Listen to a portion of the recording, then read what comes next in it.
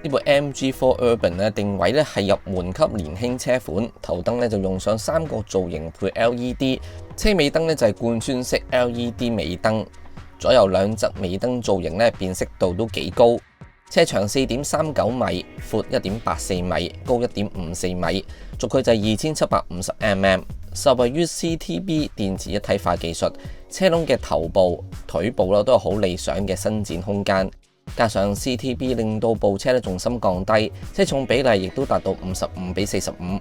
改善駕駛嘅時候嘅側傾同埋高速時候嘅穩定性。風阻係數亦都低至0.266CD， 用 LFP 磷酸鐵鋰電池，容量53.9 kWh， 續航力以 WLTP 標準就係405公里，中充最高支援6.6 kW， 快充就係150 kW， 10至80% 嘅電量，充電時間大約係30分鐘，馬力160匹，扭力就係250 Nm， 懸掛就係用前麥花臣後扭力梁，廠方有特別調校後懸掛，強化後續支撐，配2055/50R17 輪胎。好啦，咁我而家就試駕啦，咁同大家講下。咁頭先都試咗一陣間，咁咧就 feel 到佢本身即係動力表現啊、操控啊各樣嘢嘅咁樣。咁就嗱，好老實講啦，呢部車本身嘅設定咧，大家睇 spec 都明白咧，佢唔係一部即係 sporty 或者着重操控嘅車款啦咁樣。咁但係如果作為一部家庭向嘅車款，或者即係標榜入門年輕化嘅話，其實咧佢表現係已經係非常非常之足夠啦。咁頭先我試晒幾個嘅駕駛模式啦、經濟啦、標準啦、運動啦咁樣，咁咧喺標準嘅話，其實都完全適合晒香港嘅日常使用㗎啦。咁啊，始終佢有翻250 Nm 扭力，加上我成日話電動車咧，就算佢而家變咗做頭轆車都好啦，咁起碼個摩打成個扭力咧就會即時去爆發嘅。咁所以就算我喺標準嘅話咧，其實我踩電門咧，其實成個加速反應咧都爽快嘅，都唔需要即係冇話一啲好笨重啊、好重啊、好遲緩啊嘅感覺嘅。咁當然啦，咁如果你話我想偶然熱血一下嘅，我想喺啲彎位啊、燈位啊、爬頭啊各樣嘅，或者我喺快線想快啲，咁我就加翻去運動咧。其實部車咧就即刻兩者嘅分別好快嘅。咁啊，當我譬如我而家運動啦，我一俾個電門一踩落去嘅話咧，部車咧成部車嗰個扭力即刻咧就即刻嚟㗎啦，成個爆發個加速力即刻喺度㗎啦，就唔需要等嘅，基本上好爽嘅。夾翻呢條胎啦，17寸嘅胎嘅話咧，其實佢喺即係抓地力上邊個表現咧，其實係令我有少少喜出望外嘅。當然啦，唔似得話即係之前咁樣係個尾係更加靈活啦。咁呢部車個尾咧唔算話真係好靈活，但係咧大家要留意啦。譬如話我而家去咗呢個迴旋處啦，關心俾大友啦，係啦。咁大家發現咧嗱。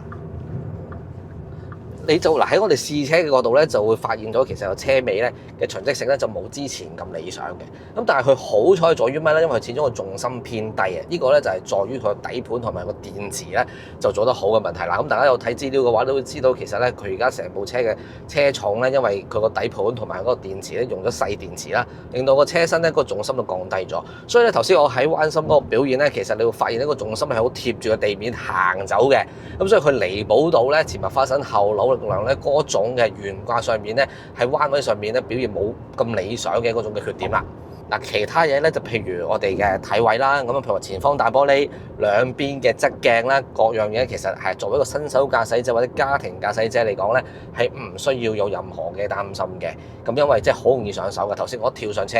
就已經冇任何要適應嘅期㗎啦。咁如果你話唔係喎，我平時揸開有車嘅，咁我跳上嚟嘅話，我會唔會好難適應咧？咁樣咁唯一要適應嘅可能就係個動力回收啦。咁因為佢有呢個4種啦，佢有弱啦、中啦、強啦同埋自動調整嘅動力回收。咁我自己個人係中意比較弱嘅動力回收嘅，因為就嗰個拉車力冇咁強。咁但係如果你話唔係喎，我中意 one pedal drive 嘅，咁你中同埋強咧，你都可以去考慮使用啦。咁或者你唔想諗咁多嘅，咁自動調整就可以㗎啦。咁佢喺即係中控屏幕上邊，甚至乎佢喺軚盤上邊咧，都可以好容易俾你調校到呢個即係因為可以校自定鍵啊嘛。咁所以你可以容易調校到譬如駕駛模式啊，甚至乎動力回收啊，甚至乎即係軚控嗰個強弱嘅。咁另外啦，就係嗰個隔音嘅表現啦。咁作為一個家庭車嘅話咧，其實某啲車主咧都可能都好着重於佢嗰個風聲啦，同埋路噪聲嗰個即係隔音嗰個表現嘅。嗱，我自己係滿意嘅，因為佢喺風聲嘅抑壓咧係做得比我想象中好。因為佢啲風聲嗱，風切聲，你譬如話我頭先我試車嘅時候，可能我過100公里時速咁樣，又甚至譬如我哋快速公路，我哋要係好快速去行走，跟住之後或者我哋上汀九橋咁樣嘅話咧，其實呢部車個風聲嗰個抑壓咧就表現良好嘅。咁加上咧，其實就算而家用緊17寸 Tiling 的話咧，路噪聲嘅話其實咧都唔算好傳入車籠嘅。咁當然同條胎亦都有關係嚇。咁但係即係喺而家呢個原廠嘅設定裏邊咧，至少喺我自己嘅角度咧，其實佢個胎噪咧其實唔明顯嘅。我覺得避震你分兩個層面去睇啦。嗱，第一，佢喺一啲高低薄或者啲渠角或者明顯嘅震位咧，其實佢個濾震嘅表現咧係幾好嘅。咁但係如果佢呢啲碎震嘅表現嚟講咧，其實都有啲粗糙嘅。咁但係就即係我覺得呢啲即係類型嘅車款，你諗下佢價位，你諗下佢其實嗰個定位，咁其實我覺得即係已經係可以接受嘅範圍水平㗎啦咁樣。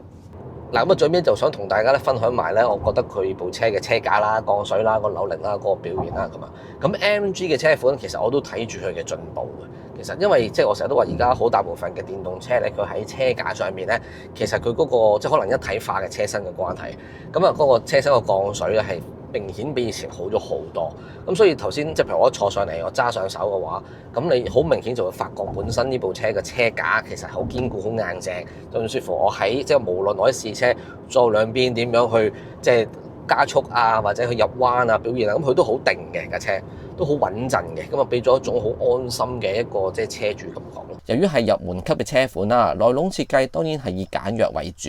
人造皮革包覆嘅比例咧雖然都多，但係平衡成本同埋車身重量嘅考慮之下咧，都用唔少嘅塑膠料。7寸 LCD 數碼儀表板，如果解像度咧可以高翻啲就更加好。中控屏幕12.8寸，108解像度，清晰度同埋反應咧就反而唔錯，亦都支援無線 CarPlay 同埋 Android Auto， 亦都有15火嘅無線充電，另外亦都支援咧 V2L 戶外供電。咁我哋睇睇個360鏡頭先。嗱，呢個360鏡頭咧其實都尚算清晰啦，咁樣。咁啊嗱，左邊、右邊、前邊、後方嗱都好容易睇到晒啦，咁樣。咁同埋佢本身咧，其實佢都有一個透明底盤嘅，其實而家就係灰色啦。咁但係當架車行起咗嘅時候咧，咁佢就變翻個透明底盤嘅啦，咁樣。呢個儀表咧其實有3個卡片顯示，呢3個卡片咧其實咧可以俾大家自由去選擇點樣顯示嘅。咁啊，去到你嗰個儀表板嘅時候咧，就會見翻咧，其實呢幾個嘅卡片嘅啦，咁所以大家就按自己喜好咧去增加或者刪減咁樣咯。嗱，嚟到即係車尾啦、後座啦，咁呢個係一個重點嚟嘅，咁所以一定要同大家去交代先咁樣。咁啊嗱，其實我嘅身形咧睇落去咧都好誇張，係咪先已經？咁其實外國咧就已經有車媒試咗車，咁就1.8米身高嘅外國人咧，其實咧佢哋都讚賞咧呢一部車嗰個即係後座個空間嗰個寬闊度咧係非常之舒適嘅。咁而家佢個成個嘅即係軸距啦，有成2750個 mm。咁所以大家可想而知，其實成個腿部空間咧係非常之闊落。嗱，我伸直晒隻腳咧，都已經係綽綽有餘嘅，個人攤晒喺度咁樣咧，真係躺平啊，去瞓啊咁。呢個係一個非常之唔錯嘅一個伸展嘅空間啊。加上佢平地台設計，整體上咧你坐喺後座嘅話咧，一睇落去成個空間感覺非常之開揚，好闊落啊！咁啊，加上咧佢一個天幕頂嘅設計，今日咧就因為天陰啦，所以我就開咗天幕頂，咁啊，所以就即係令到成個車廂嘅空間咧感覺上咧就更加之闊落啦咁樣。咁啊，佢中間亦都有一個冷暖氣嘅出風位，下方咧就有啲可惜啦，得一個 Type C 啫。呢部車嘅尾箱容量咧有568公升啊，咁其實咧都算係非常之實用㗎啦。咁而且咧佢係採取一個下沉式魚缸位設計啦，所以呢塊尾層板咧就係可以咧就係放落下低嘅。大家咧見到而家咧呢個狀態咧就係我瞓低咗後排座位啦，咁啊兼夾咧就將呢個即係尾箱嗰塊層板咧擺翻上嚟嘅。咁大家見到其實咧佢都算係尚算係一個好平整嘅一個車尾一個空間嘅。咁所以大家咧即係擺嘢啊，甚至乎如果真係有時候夏天咧想去露下營啊、車中泊下瞓下車咧，其實佢都可以做到下嘅。最後就當然要透露車價啦，原價219000，早鳥價199000，只係限50部。喺現時冇咗電動車1換1嘅稅務優惠情況之下呢，我覺得都算係好抵玩，亦都係呢一部 MG4 Urban 嘅優點之一。總結埋其他優點同埋缺點，大家睇下畫面。